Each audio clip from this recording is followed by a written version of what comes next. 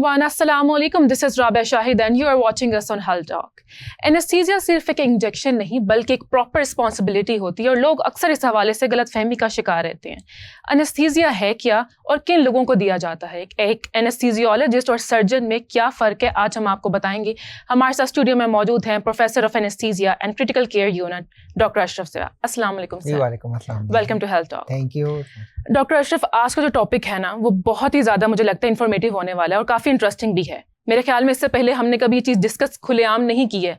Anaesthesia होता क्या है, सबसे पहले आप ये बताएं। बिस्मिल्लाहिर्रहमानिर्रहीम। आपने खुद ही कह दिया है कि आज का टॉपिक बड़ा, आपने कहा कि इंटरेस्टिंग भी और मैं इसको कहूँगा कि बहुत अहम भी है। बिल्कुल। बहुत सारे लोगों को ये आइडिया ही नहीं है कि जब कोई सर्जरी हो रही होती है तो सर्जन का तो इंतखाब किया जाता है कि जब कोई अगर किसी को ज़रूरत पड़ती है तो पूरे टाउन में ढूंढा जाता है कि who is the best surgeon. लेकिन कभी किसी ने ये नहीं ख्याल किया कि उसके लिए जो बहुत ही एक अहम शख्स जो उसके सर पे खड़ा होता है, जिसने उसको एनेस्थीसिया देना है, बेहोश करना है, वो कितना कॉम्पिटेंट है, क्वालिफाइड है भी या नहीं है, और क्या उससे क्या जो अटेंडेंट है उनसे मिलवाया जाता है या नहीं मिलवाया जाता। तो ये बहुत ही एक सेंसिटिव इशू है। एक मैं आपने जैसे कहा कि एनेस्थीसिया है क्या है, तो जहाँ पे भी कोई सर्जरी होगी, चाहे वो छोटी है बड़ी है, बहुत ही कोई मेजर सर्जरी, चाहे कोई ब्रेन की सर्जरी या कार्डियक सर्जरी है, वहाँ पे सबसे अहम रोल एनेस्थीसिया के डॉक्टर, चाहे वो आधे घंटे की क्यों ना सर्जरी, चाहे वो देखे वो 5 मिनट की, आधा घंटा तो बहुत बड़ा टाइम है ना। हम उसको कहते हैं मॉनिटर एनेस्थीसिया केयर, कि आपकी छोटी सी सर्जरी है, हम स्टैंड बाय मौजूद होते हैं, खुदा ना खास कोई प्रॉब्लम होती है, मल्टीपल एग्जांपल है ऐसी। उसके बाद हमारा रोल होता है कि हम पेशेंट को टेक अप करते हैं, हम पेशेंट को बेहतरी की तरफ लेके जाते हैं। अच्छा, लोग अक्सर ये भी कहते हैं कि एनेस्थीसिया सिर्फ एक इंजेक्शन है, ये कोई गैस है, ये क्या है बेसिकली? जी, आपका सवाल बहुत ही अहम और बड़ा इंटरेस्टिंग है कि मुझे एक दफ़ा किसी ने ऐसी क्राउड में किसी ने पूछ लिया कि डॉक्टर साहब आप मरीज को क्या सुंघाते हैं जो बेहोश हो जाता है? तो मैंने कहा ऐसी किसी नहीं सुंघाने वाली है, ये एक मैं इसको कहूँगा एनेस्थीसिया इज एन आर्ट। ये आर्ट है एक कि आपने पेशेंट को सर्जरी के मुताबिक आपने उसको फिट करना है, सर्जरी की ड्यूरेशन के मुताबिक, उसकी सर्जरी की कहाँ पे किस जगह की सर्जरी है उसके हिसाब ने आप उसको लेके चलना है। आपकी सर्जरी चाहे 5 मिनट की है, चाहे वो 24 घंटे की है, चाहे 36 आवर की है, हमने उसके हिसाब से उसको टेलर करना होता है। बड़ी बहुत ही जदीद मशीनें हैं जिसके ज़रिए हम पेशेंट को एनेस्थेटाइज करते हैं और बड़ी बहुत ही उसमें स्ट्रिक्ट मॉनिटरिंग होती है, कैलिब्रेशन होती है एक एक चीज़ की, पेशेंट का हार्ट रेट, उसका ब्लड प्रेशर, उसकी ऑक्सीजन की सैचुरेशन, उसमें ब्रेन में कितनी ऑक्सीजन जा रही है, प्रेशर का, उसका मरीज़ का उसका कॉन्शियस लेवल कितना है, एनेस्थीसिया की डेप्थ क्या है। अक्सर एक जो सवाल जो ज़हन में आता है कि डॉक्टर साहब मरीज को एनेस्थीसिया दिया गया था तो बेहोशी की दवाई ज़्यादा मिल गई, मरीज होश में नहीं आ रहा। ये वो है मिथ है जिसको हमने क्लियर करना होता है कि ऐसा कुछ सिस्टम नहीं है। दवाइयाँ बहुत ही उसकी मरीज की बॉडी के मुताबिक, उसका वेट और बाकी डिजीज सारी उसकी चीज़ें कैलकुलेट करके उसके मुताबिक उसको मेडिसिन देते हैं और एक एक चीज कैलिब्रेटेड होती है। तो सर्जरी के कितने घंटे बाद या कितने टाइम बाद जो है पेशेंट प्रॉपर्ली होश में आ जाता है, उसको सब मतलब समझ में आने लगता है, वो सुन सकता है, वो बात कर सकता है? हाँ जी, यहाँ पे डिपेंड करता है कि आपकी सर्जरी कहाँ पे है और कितनी ड्यूरेशन की है। अब एक सर्जरी आपकी जो 1 घंटे की है वो पेशेंट बहुत जल्दी रिकवर कर जाएगा, होश में आ जाएगा और आपसे बहुत ही नॉर्मल बातें करना शुरू हो जाएगा। एक सर्जरी जो 36 आवर्स की है उन पेशेंट को हम आईसीयू में शिफ्ट करते हैं, जैसे अब कार्डियक सर्जरी भी है, उनको हम ये करते हैं कि हम पोस्ट ऑप ऑपरेशन के बाद हम उनको वेंटिलेटर पे रखते हैं, वेंटिलेटर से हम उनको आहिस्ता आहिस्ता उनके नॉर्मल सांस की तरफ लेके आते हैं। और डिपेंड करता है कि पेशेंट की अगर और कोई कंडीशन हो, कोई ज्यादा उसका ब्लड लॉस ना हो गया हो, कोई ब्रेन में कोई प्रॉब्लम ना हो, तो पेशेंट, हमारी कोशिश ये होती है कि जो ही सर्जरी खत्म हो पेशेंट उसी टाइम में होश में आ जाए और होश में आके ही बाहर ऑपरेशन थिएटर से बाहर आए। ठीक है। अच्छा डॉक्टर अशरफ, एनेस्थीसियोलॉजिस्ट का रोल सर्जरी के बाद भी होता है? आपका ऐसा लगता है कि जैसे आपका नॉलेज एनेस्थीसिया के बारे में काफी ज्यादा है। एनेस्थीसियोलॉजिस्ट का रोल ऑपरेशन शुरू होने से पहले स्टार्ट होता है, सर्जन के पहुंचने से बहुत पहले, ठीक है, और ऑपरेशन खत्म होने के बाद एंड तक, जब तक पेशेंट वो रिकवर ना हो तब तक एनेस्थीसियोलॉजिस्ट उसके सर पे रहता है। कितने घंटे तक मॉनिटर करना होता है? हमारी ड्यूटी बहुत ही टफ होती है। अगर मैं रूटीन की बात करूं तो जब सर्जरी खत्म हो जाती है उसके बाद हम उसको 2 घंटे के लिए रिकवरी में रखते हैं। अगर पेशेंट आपका क्रिटिकल होगा तो उसको हम रखते हैं आईसीयू में। आईसीयू में हमारे एनेस्थीसिया की टीम मौजूद होती है जिसको हम पेशेंट हैंड ओवर करते हैं। वहाँ पे पेशेंट आपके घंटों के हिसाब से भी रहते हैं, दिनों के हिसाब से, और इवन फॉर मंथ्स भी वहाँ पे स्टे करते हैं। इसकी बहुत सारी एग्जाम्पल हैं। जैसे भी हमारा एक पेशेंट पेशेंट 14 डेज के बाद वेंटिलेटर पे रहने के बाद ऑफ हुआ है। आई वाज सो प्लीज, मुझे बड़ी खुशी हुई कि सुबह जब पेशेंट को हमने डिस्चार्ज किया है। तो ये वो चीज़ें हैं, अगर इस पे ऐसा कोई हार्ड एंड फास्ट रूल नहीं, अगर पेशेंट आपका बिल्कुल जैसे एनेस्थीसिया की टाइप्स हैं, जैसे रीजनल एनेस्थीसिया या लोकल एनेस्थीसिया है, और उसके बाद पेशेंट आपका होश में आ जाता है, उसको हम फिर हैंड ओवर करके हम एक साइड पे हो जाते हैं। अगर आपका पेशेंट जो है वो सर्जरी प्रोलॉन्ग हो जाती है, हम पेशेंट के साथ रहते हैं जब तक आपका पेशेंट होश में ना आ जाए, जब तक वो बिल्कुल स्टेबल ना हो जाए, या अगली टीम उसको टेक अप ना कर ले। ठीक है। तो प्रोफेसर साहब, एनेस्थीसिया जो है वो सिर्फ सर्जरी में यूज होता है कि कोई दूसरे ट्रीटमेंट्स में भी यूज कर सकते हैं? हाँ जी, वंस अगेन आपका क्वेश्चन बड़ा बहुत ही मतलब है कि आई एम सरप्राइज, मुझे वैसे इतने क्वेश्चन पहले कभी नहीं पूछे। अच्छा। और इस तरह के एनेस्थीसिया अपना ऑपरेशन थिएटर से बहुत बाहर निकल चुका है।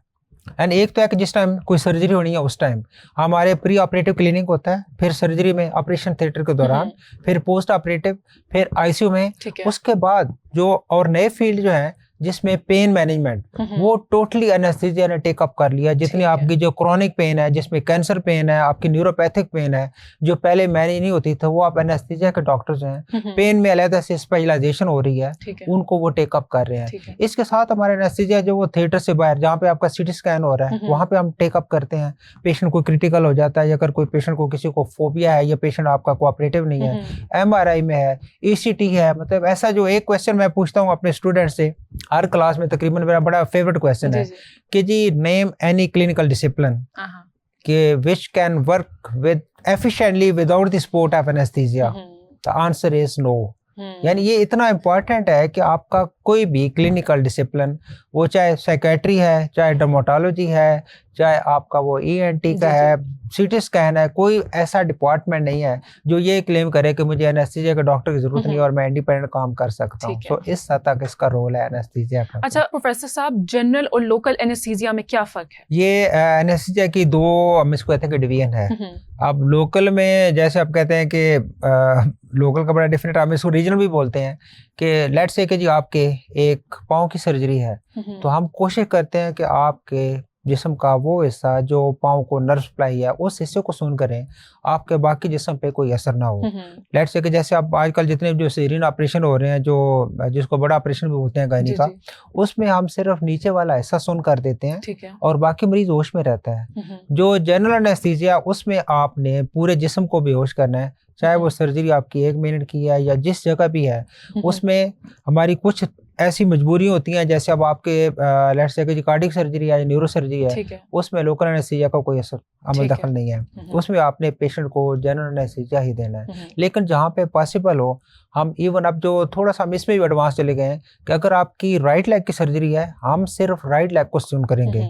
अगर आपकी लेफ्ट साइड की सर्जरी है, हम सिर्फ लेफ्ट साइड को सुन करेंगे। तो इससे पेशेंट को कुछ फील नहीं होगा, इससे पेशेंट को दर्द नहीं होती, उसका ब्लड प्रेशर वगैरह बिल्कुल मेंटेन रहता है, पेशेंट होश में रहता है। अगर कुछ लोग कहते हैं कि जी हमें खौफ आता है थिएटर में, तो हम जरा कुछ लोगों को मतलब इतने कंफर्टेबल नहीं होता, हम उनको सेडेट कर देते हैं, उनको हम सुला देते हैं बड़े बहुत ही कंफर्टेबली, ताकि उनको प्रॉब्लम ना हो। अच्छा, आपने सेडेशन की बात की है, तो सेडेशन और एनेस्थीसिया में क्या फर्क है? हाँ जी, जो इसमें ना एनेस्थीसिया के ना 3 कंपोनेंट है। अगर हम उसको बात करते हैं, ये बड़ा बेसिक क्वेश्चन हो जाएगा कि उसमें हम ये कहते हैं कि एमनीजिया, कि हम आपकी मेमोरी को बिल्कुल उस टाइम ऑनवर्ड, पिछली मेमोरी नहीं आपकी, जिस टाइम हम एनेस्थीसिया स्टार्ट करते हैं आपको मेमोरी कुछ याद नहीं रहना चाहिए, उससे आगे क्या हुआ मेरे साथ।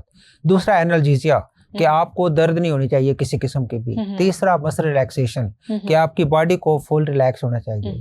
जो एक एमनीजिया है वो हम सेडेशन के साथ करते हैं, उसमें पेशेंट एक कॉन्शियस सेडेशन होती है जिसमें पेशेंट होश में रहता है, हम उसको बुलाते हैं तो रिस्पॉन्ड करता है, अदरवाइज पेशेंट उसको नींद आ रही होती है, सो रहा होता है वो।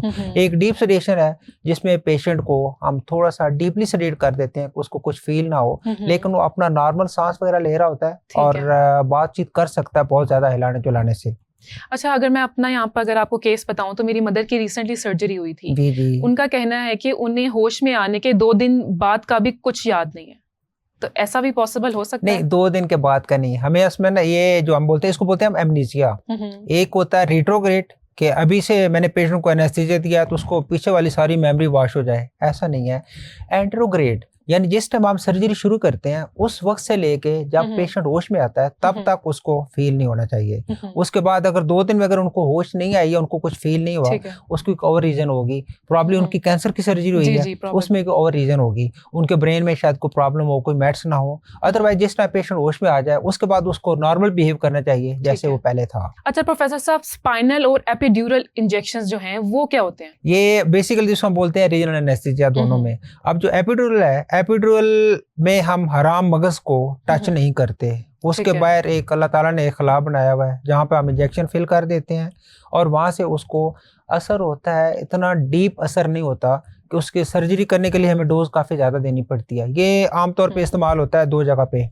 एक जो आपका जो पेनलेस लेबर, पेनलेस डिलीवरी, उसके लिए बहुत ज़्यादा यूज़ करते हैं, जैसे मैं भी करता हूँ, बाकी बहुत मेरे कोलीग करते हैं कि पेशेंट को पेन आ रही है, इंटेंस पेन आ रही है लेकिन पेशेंट को फील नहीं हो रही, कि हम उसने एपिड्यूरल की डोज दी होती है, हम उसमें कैथेटर डाल देते हैं और आप जब तक उसको प्रोलॉन्ग लेबर हो, बेशक वो 10 घंटे की है 12 घंटे की है, आप टॉप अप देते रहें डोज को, पेशेंट को फील नहीं हो रहा। सेकेंड है जो पेन मैनेजमेंट। अगर पेशेंट को एपिड्यूरल कैथेटर डाल दिया है, जैसे आपने खुद बताया कि आपकी मदर की सर्जरी हुई है, अगर रेक्टम की सर्जरी थी वहाँ पे ना एपिड्यूरल कैथेटर डाल के उनको जितनी देर के लिए हम चाहें उनको हम पेन फ्री रख दें ताकि उनको फील ना हो। स्पाइनल, ये स्पाइनल में हम हराम मगज को टच करते हैं, टच करने के बाद उसमें ज़रा हमें रैपिड एनेस्थीसिया मिल जाता है, बहुत जल्दी असर करता है और स्ट्रांग होता है जिससे आप सर्जरी बड़े इजीली कर सकते हैं। प्रोफेसर साहब, जो एपिड्यूरल इंजेक्शंस होते हैं उनके हवाले से कहा जाता है कि अगर आप ये लगवाते हैं अपनी कमर में तो आपको शार्टिका हो जाता है, ऐसा है? हाँ, ये आपने बहुत ही एक बड़ी मिथ है और इसको क्लियर करना बहुत जरूरी है। ये सिर्फ एपिड्यूरल का नहीं है, ये स्पाइनल के साथ भी है। मैं थोड़ा सा यहाँ पे ये बताना बहुत जरूरी समझता हूँ कि जो स्पाइनल आप देते हैं वो बहुत ही बारीक फाइन नीडल होती है। इवन मैं पेशेंट को वो दिखाता भी हूँ, कोई जस्ट लाइक जैसे आपके जो बॉल थिन होते हैं ना, इट्स लाइक दैट 27 गेज की बहुत बारीक नीडल है। अब वो कहते हैं कि जी हड्डी में इंजेक्शन लगा रहे हैं, तो ये हड्डी में इंजेक्शन नहीं लगता, उस नीडल की इतनी ताकत ही नहीं है कि वो हड्डी को पीस कर सके। ये अल्लाह ताला ने एक खाली जगह बनाई है 2 मोहरों के दरमियान, एक स्पेस है, उस स्पेस को हम आइडेंटिफाई करके हमने उसका जो हराम मगज का पानी है उसको चेक करते हैं कि वहां पे पहुंच गए हैं, वहां पे हमने इंजेक्शन दे दिया। जो एपिड्यूरल है, एपिड्यूरल आपकी बहुत मोटी नीडल है। अब वो देखिए वो 27 की है, तो ये 16 गेज की या 18 गेज की है, यानी इतनी इसको आप कंपेयर करें तो कितनी मोटी होगी। इसको हम पहले इंजेक्शन को हम उसको इंजेक्शन लगा के सुन करते हैं, उसके बाद हम ये उसको उसी मोरों के दरमियान में वहाँ पे हराम मगज के बाहर लगा देते हैं। अब इससे ये कहना कि जी इससे कमर दर्द हो रही है, तो इसको जानना बहुत जरूरी है। एपिड्यूरल के साथ हम कमर दर्द का इलाज करते हैं कि जिन पेशेंट को शाइटिक है, शाइटिका की पेन है या ऑलरेडी कोई बैकेक है, उसमें बहुत सारे पेशेंट हैं जो एपिड्यूरल के साथ रिकवर कर जाते हैं, वो ठीक हो जाते हैं। दूसरा जो स्पाइनल के साथ मैं अक्सर जो लोगों को जो कहता हूँ जी कंपेयर करें कि आपके सामने 10 पेशेंट बैठे हैं, उसमें से 5 मरीज हुए हैं जिनका ऑपरेशन नहीं हुआ, उनको भी कमर दर्द हो रही है। 5 हुए हैं जिनका ऑपरेशन हुआ है, उसमें से कुछ मरीज हुए हैं जिनको पूरा बेहोश किया गया, उनको भी कमर दर्द है। कमर दर्द की बहुत सारी वजूहात हैं। इसको स्पाइनल एनेस्थीसिया से रिलेट करना सरासर गलत है। वो नीडल बहुत ही बारीक होती है। आप ये कहते हैं कि जिस टाइम नीडल हम प्रिक कर रहे होते हैं उस टाइम थोड़ी सी पेन हो सकती है, उसके 2-3 घंटे के बाद भी हम क्लेम कर सकते हैं कि जी पेन हो रही है। उसके बाद जब पेशेंट को अगर आप कहेंगे जैसे आपको दूसरी कोई आप सुई लगती है, कोई ब्रैना लगाते हैं, उसकी पेन कुछ आपको शायद कुछ घंटों तक रह सकती है, लाइक आपकी वो भी पेन है कुछ घंटों तक रह सकती है। उसके बाद उस इंजेक्शन का पेन के साथ, बैके के साथ, कमर दर्द के साथ कोई ताल्लुक नहीं है।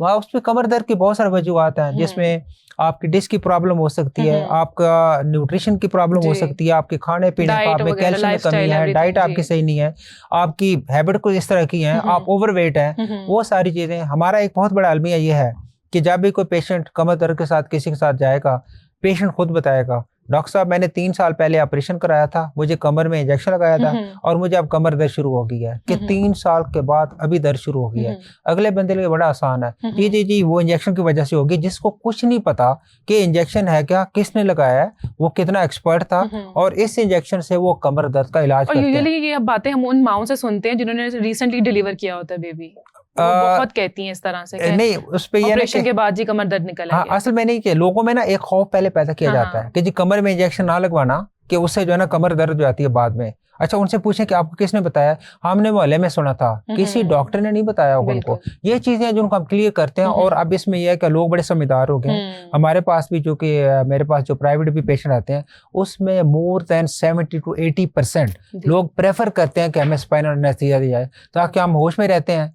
उसमें आपकी बॉडी पे, पूरी बॉडी पे ड्रग का इफेक्ट नहीं होता। अपने बेबी को देख लेते हैं और उसके बाद ऑपरेशन के बाद भी 2 से 3 घंटे उनको दर्द नहीं होती। जब आप जिए देते हैं, पेशेंट होश में आया है, उस पेशेंट ने, पूरे के पूरे पेशेंट ने होश में आ जाना है। उसमें ये नहीं होगा कि जहाँ पे आपका ऑपरेशन हुआ था वो हिस्सा सुन रहे और बाकी मरीज आपका होश में आ जाए, बाकी हिस्सा जो है। इसमें ये स्पाइनल में ये है कि आपका वो हिस्सा नीचे वाला जहाँ पे ऑपरेशन हुआ है वो सुन रहता है तकरीबन 2 से 3 घंटे, तब तक पेशेंट स्टेबल हो जाता है। तो इसके बहुत ज्यादा फायदे हैं स्पाइनल एनेस्थीसिया। ठीक है, वो मिथ थी जो डॉक्टर साहब ने अभी क्लियर कर दी है। अच्छा sir, coming back to anaesthesia, anaesthesia देने से पहले ऐसे कौन से टेस्ट हैं जो करवाने चाहिए और पेशेंट की मेडिकल हिस्ट्री जानना कितना जरूरी है? हाँ जी, ये एक पहले जो है ना, कुछ अर्सा पहले एक बहुत बड़ा एक प्रॉब्लम था कि जी पेशेंट आया, उसको प्रॉब्लम है, शुगर है, ब्लड प्रेशर है। आप कहा जी कि patient is not fit for anaesthesia, किसको एनेस्थीसिया रिस्क या नहीं दिया जा सकता। अब चूंकि चीजें बड़ी एडवांस हो गई हैं, आप हम कहते हैं कि जी anaesthesia is made fit for that patient, कि हम एनेस्थीसिया को टेलर करते हैं उस मरीज के मुताबिक। पेशेंट की हम हिस्ट्री लेते हैं और हिस्ट्री हमें बहुत ही थॉरो हिस्ट्री चाहिए होती है कि पेशेंट को क्या, उसको अगर शुगर है तो कब से है, क्या मेडिसिन ले रहा है, ब्लड प्रेशर है तो कब से है, मेडिसिन क्या ले रहा है, कंट्रोल है या नहीं है, या क्या क्या प्रॉब्लम है। इसके अलावा उसके और कोई प्रॉब्लम, कोई सांस की बीमारी है, जो भी चीजें हैं। नंबर 2, सर्जरी क्या है उसकी, उसके मुताबिक हमें उसके कंप्लीट टेस्ट चाहिए होते हैं। वो जो पहले वाला ज़माना था कि जी पेशेंट आया उसके बाद आपने वैसे प्रोसीड कर दिया, उसमें प्रॉब्लम बहुत ज़्यादा थी। हम पेशेंट को according to age, according to उसकी कोमॉर्बिड जो डिजीज है और अकॉर्डिंग टू सर्जरी, हमने पेशेंट को थॉरली असेस करना होता है। उसकी एक एक चीज को हम चेक करते हैं और उसके बाद हम एनेस्थीसिया को टेलर करते हैं उसकी प्रॉब्लम के मुताबिक। अब लेट्स से मैं एक छोटी सी एग्जांपल देता हूँ। पेशेंट है जिसको सांस की प्रॉब्लम है, उसका हर्निया का ऑपरेशन है, उसके मैं चेस्ट के सारे मैं एक्सरे भी कराऊंगा, मुझे जरूरत होगी मैं उसका HRCT भी करूंगा, उसको मैं EBG भी करवाऊंगा, मैं देख लूंगा कि चेस्ट में कितना प्रॉब्लम है, किस लेवल पे है। नंबर 2, अब चूंकि हर्निया का ऑपरेशन है तो मैं उसको एडवाइस करूंगा कि वो स्पाइनल एनेस्थीसिया में कराता, कि हम चेस्ट पे पहुंचे ना, चेस्ट को हम टच ही ना करें। तो ये वो चीजें हैं जिससे एनेस्थीसिया बहुत सेफ भी हो गया और अब लोगों में अवेयरनेस भी हो गया। लेकिन यहाँ पे आपके इसके चैनल के तवज्जो से एक चीज मैं जो कन्वे करना चाहूंगा कि जब भी कोई सर्जरी हो, आपका राइट है, आप पूछें कि जी एनेस्थीसियोलॉजिस्ट कौन है, उससे मिलवाया जाए पहले। और वैसे अब तकरीबन हर हॉस्पिटल में जो क्वालिफाइड एनेस्थीसिस्ट हैं वो पहले मिलते हैं। इसको हम होते हैं pre operative visit, pre operative clinic में वो उस पेशेंट से मिलते हैं, उसकी थॉरो हिस्ट्री लेके अपना इंट्रोडक्शन करवाते हैं और बताते हैं कि जी मैं कौन हूँ और मैंने क्या क्या करना है, तो मुझे बाद में जाकर अगर जो भी अपनी रिस्पॉन्सिबिलिटी है उसको शेयर करते हैं। ठीक है। अच्छा प्रोफेसर साहब, अगर प्रेग्नेंट लेडी को अचानक एनेस्थीसिया लगाना पड़ जाए इमरजेंसी में, तो फिर लगा सकते हैं उन्हें? जी, जो ये सिजेरियन ऑपरेशन होते हैं ना, ये होते ही अचानक इमरजेंसी होते हैं। इसमें यह कि पहले डिलीवरी चल रही होती है, तो जब गायनेकोलॉजिस्ट ने देखा या ऑब्स्टेट्रिशियन ने कि जी बच्चे का हेड स्टक हो गया या अगर मिकोनियम आ गया या लाइकर जो है ना वो ज़्यादा हो गया, कोई प्रॉब्लम हो गया, टैकीकार्डिया स्टार्ट हो गया, इमीडिएटली सिजेरियन सेक्शन उस टाइम डिसाइड किया जाता है। तो हम अकॉर्डिंगली प्रोसीड करते हैं। उसमें ऐसा कोई प्रॉब्लम नहीं है, रिस्क नहीं है। लेकिन उसमें 2 चीज़ें होती हैं। हम ये देखते हैं, हम पूरे उसके ना पेशेंट के पूरे टेस्ट हम उस टाइम इमरजेंसी में नहीं करवा सकते कि उन टेस्टों की तरफ हम जाएंगे तो शायद बच्चे को मसला हो जाए, माँ को मसला हो जाए। हमें फिर उसी टाइम ही पेशेंट को असेस करके एवेलुएट करके हमें अकॉर्डिंगली देखना पड़ता है कि अगर तो उस टाइम पॉसिबल हो हम स्पाइनल एनेस्थीसिया में चले जाते हैं। अगर कोई ऐसी इंडिकेशन बन जाती है या पेशेंट की तरफ से रिफ्यूजल आती है कि जी मैंने जीए देना, तो हम उसको जीए में प्रोसीड कर लेते हैं विदाउट एनी हेजिटेशन। तो सी सेक्शन में यूजुअली कौन सा एनेस्थीसिया दिया जाता है? अगर तो पेशेंट स्टेबल है, इलेक्टिव अगर है तो उसमें स्पाइनल प्रेफर किया जाता है। लेकिन बहुत सारी कंडीशन ऐसी है जैसे पेशेंट का अगर यूट्रस जो है वो रप्चर हो गया, पेशेंट ब्लीड कर गया बहुत ज्यादा, पेशेंट क्लैप्स हो गया, शॉक में चला गया, फिर हम जीए की तरफ जाते हैं, उसमें पेशेंट को स्टेबल रखते हैं फिर। ठीक है। तो सर चाइल्ड बर्थ के दौरान एपिड्यूरल जो है वो सेफ होता है? जी, चाइल्ड बर्थ के दौरान अब डिपेंड करता है। अच्छा, मैं आपको यहाँ पे एक चीज मैं बताना चाहूंगा कि स्पाइनल में और एपिड्यूरल में बहुत ज्यादा फर्क है। स्पाइनल हमारे जो कम ट्रेंड लोग हैं वो भी लगा लेते हैं। ठीक है। एपिड्यूरल हमारा जो है ना वो हाई टेक प्रोसीजर है, बहुत ही सेंसिटिव है। अगर आपने उस मोटी नीडल के साथ अगर आपने जो हराम मगज की झिल्ली है अगर उसको आपने PS कर दिया तो आपने पेशेंट के लिए प्रॉब्लम क्रिएट कर दी है। अगर आप कोई एक्सपर्ट बंदा एपिड्यूरल लगाता है, जो कि बड़ी बहुत ही आम प्रैक्टिस है, चल रही है, वो बिल्कुल सेफ है, उसमें कोई प्रॉब्लम नहीं है। उसमें आप जब तक आप चाहें आप पेशेंट को पेन फ्री रख सकते हैं। अभी मतलब रिसेंटली अभी कल एक पेशेंट हमारा आया था, तो उस पे मैंने खुद उसको एपिड्यूरल लगाया और आई वाज सो हैप्पी कि वो बड़ी बहुत ही कंफर्टेबल और उसको पेन फ्री रही। उसके बाद डिलीवरी हुई, बेबी को देखा उसने। तो इसमें आप देखिए कोई भी प्रोसीजर होता है ना, वो रिस्क फ्री तो नहीं होता, लेकिन फिर वंस अगेन डिपेंड करता है कि एपिड्यूरल कौन लगा रहा है। अगर किसी जूनियर बंदे ने लगाया और खुदा ना खास्ता अगर उसने उसको रप्चर कर दिया जो मेम्ब्रेन है, फिर प्रॉब्लम होगी। अदरवाइज इट्स वेरी सेफ, इससे कोई प्रॉब्लम नहीं है। इसके साथ हम बैकएक की ट्रीटमेंट करते हैं। अब बहुत सारे पेशेंट रहते हैं जो कहते हैं कि जी हमें बैकएक हो रही है तो हम तो ये इंजेक्शन नहीं लगवाएंगे। तो मैं उनको ये कन्विंस करता हूँ आप ये इंजेक्शन लगवा लें, जिस टाइम आपका बाकी प्रोसीजर कंप्लीट होगा मुझे आपने जस्ट बताना है जो हम बैकएक के लिए इंजेक्शन उस टाइम आपको दे रहे होते हैं वो मैं उस कैथेटर के जरिए फिल कर दूंगा और दैट्स ऑल। फिर आपका यानी दोनों चीजें जो है ना वो आपकी कवर हो जाएंगी। अच्छा प्रोफेसर साहब, क्या सर्जरी से पहले पेशेंट को खाना पीना बंद कर देना चाहिए? हाँ जी, डिपेंड करता है कि सर्जरी किस तरह की है। वैसे जो इलेक्टिव प्रोसीजर है जिसको कोई इमरजेंसी नहीं है उसको हम यूजुअली रिकमेंड करते हैं। मतलब डिफरेंट है, अगर एज ग्रुप अगर बच्चों में हमें 2 से 3 घंटे का खाना पीना अगर उन्हें पहले खाली पेट है तो फिर भी काम चल जाता है। अडल्ट में तकरीबन हमें 6 घंटे चाहिए होते हैं। लेकिन जैसे आपने बताया कि जो ऑब्स्टेटिक है कि इसमें इमरजेंसी सीजरियन ऑपरेशन करना पड़ गया तो उसमें तो हम मुमकिन है कि पेशेंट ने अभी जो है ना दूध पिया हो। अच्छा। उसको हम अकॉर्डिंगली उसके मुताबिक हम चलते हैं फिर। तो होश में आने के बाद जो है वो पेशेंट कैसा फील कर रहा होता है? क्या उसकी बॉडी सुन्न होती है, मेंटली वो स्टेबल होता है या नहीं? जी, वो अगर देखें ना, अगर उसमें हमने दिया ना स्पाइनल एनेस्थीसिया, उसमें ये कि पेशेंट का निचला दर्द वो सुन्न होगा, पेशेंट पेन फ्री होगा, कंफर्टेबल होगा, आपके साथ बातें करेगा, बाहर निकलेगा थिएटर से, घर वालों से मिलेगा, अपने बच्चों को देखेगा, बड़ा बहुत ही कंफर्टेबल फील करेगा। जब हम जनरल एनेस्थीसिया से वापस लेके आते हैं उस टाइम पेशेंट जाग रहा होता है, लेकिन हम उसको कोशिश करते हैं कि ऐसा इंजेक्शन दिया जाए कि जिससे वो पेन फ्री रहे और उससे उसको थोड़ी सी नींद आ रही होती है। तो वैसे वो कंफर्टेबल होता है, सब कुछ देख रहा होता है, यानी उसको सब पता है मैं अब कहाँ पे हूँ, मेरे साथ कौन है, कौन बात कर रहा है। लेकिन हम कोशिश करते हैं उसको थोड़ा सा नींद में रखें ताकि उसको पेन ना हो। नो डाउट प्रोफेसर साहब, आज का जो हमारा टॉपिक था वो बहुत ही ज्यादा इन्फॉर्मेटिव था और आपने जो सारी मिसअंडरस्टैंडिंग्स थी ना वो आज आपने क्लियर कर दी है। तो लास्टली मैं चाहूंगी कि आप हमारी ऑडियंस को एनेस्थीसिया के हवाले से क्या मैसेज देंगे ताकि उन्हें इन्फॉर्मेशन जो आज मिली है वो उसके ऊपर अमल भी करें। जी बहुत शुक्रिया। ये टॉपिक एक बड़ा बहुत ही इंफॉर्मेटिव भी आप कह सकते हैं और सेंसिटिव भी और बड़ा बहुत ही एक मैं कहता हूँ कि अहम टॉपिक है। तो मैं एक आपके इस चैनल के और इस प्रोग्राम के तवज्जुह से कहना चाहूँगा कि जब भी आप सर्जरी के लिए जाएं आप बहुत अच्छा सर्जन तलाश करते हैं और तलाश करना आपका राइट है। लाइकवाइज जो एक एनेस्थेसियोलॉजिस्ट है जो आपके मरीज को बेहोश कर रहा है और फिर अल्लाह के फजल से उसको होश में भी लेके आ रहा है, उसका टोटल रिस्पॉन्सिबिलिटी ले रहा है। आप उसका भी पता करें कि वे कौन है, आप उससे मिले, उससे पूछें कि जी क्या क्या प्रॉब्लम हो सकती हैं। आपका राइट है कि एनेस्थेसियोलॉजिस्ट के बारे में जानने का, और आप ये भी देखें कि जी आपका एनेस्थेसियोलॉजिस्ट है वो क्वालिफाइड है या अनक्वालिफाइड है। और दूसरा पेशेंट का डिटेल से डिस्कस करें। यहाँ पे एक चीज़ मैं आप जो कहना चाहूँगा और बहुत ज़रूरी समझता हूँ कि सर्जरी में अगर एक दफ़ा कोई प्रॉब्लम हो जाती है तो चांस होता है कि दोबारा कर ली जाए। एनेस्थीसिया में एरर का चांस 0 है कि अगर एक दफ़ा कोई प्रॉब्लम होगी तो खुदा न खास्ता पेशेंट अगर हमारे हाथ से निकल गया तो फिर हम कुछ नहीं कर सकते। इसलिए हमारा रोल भी बड़ा अहम है, हम बड़े विजिलेंट रहते हैं। हमारी प्रेजेंस पेशेंट के बिल्कुल सर पे होती है, हम आगे पीछे नहीं हो सकते जब तक कि आपका पेशेंट होश में ना आ जाए, बाहर ना आ जाए। तो आपको एनेस्थीसिया के बारे में पूरी आगाही होनी चाहिए और उसके बारे में पूरी मालूमात लेके उसके बाद आप सर्जन से कहें कि जी आप सर्जरी करें। बिल्कुल, thank you so much sir for joining us और आप सबका भी बहुत शुक्रिया, आप सबने हमें सुना। आप सबसे मुलाकात होती है नेक्स्ट एपिसोड में, तब तक के लिए बाय बाय।